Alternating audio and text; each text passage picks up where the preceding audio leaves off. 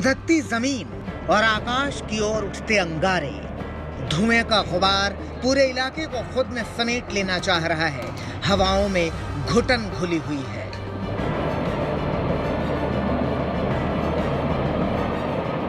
असम के तिनसुकिया जिले के बाघजुन में गैस के रिसाव के बाद लगी आग ने एक बड़े तैयार को अपने दायरे में ले लिया है। घना काला धुआं कि 30 किलोमीटर दूर से ही दिखाई देता है। धधकती हुई आग सब कुछ खाक कर देने पर आमादा है। 1 किलोमीटर के दायरे में तो सब कुछ स्वाहा हो चुका है।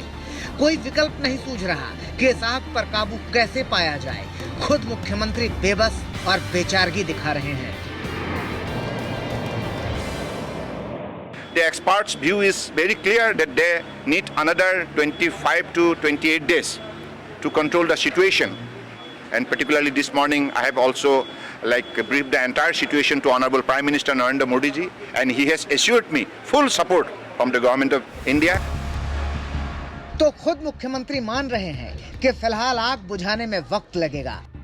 इसी आग को बुझाने के चक्कर में दमकल के 2 कर्मचारी अपनी जान गंवा चुके हैं। 30 से ज्यादा मकान पूरी तरह राख हो चुके हैं। आसपास के इलाकों में धधकती आग और घने काले धुएं ने लोगों को दहशत में डाल दिया है।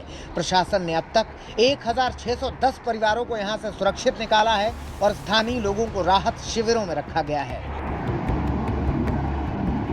मगर सवाल यह है कि किसकी लापरवाही से हुआ इतना बड़ा हादसा और ये आग कब बुझेगी? आग बुझने में अब 3 हफ्ते से ज्यादा का समय लग जाएगा और इन सब के बीच में जहां एक ओर स्थानीय निवासी कोरोना के कहर से जूझ रहे हैं तो वहीं दूसरी ओर इस आग के कहर से भी। और इन सब के बीच में एक ही सवाल कि आखिरकार इन सब तकलीफों का जिम्मेदार कौन है?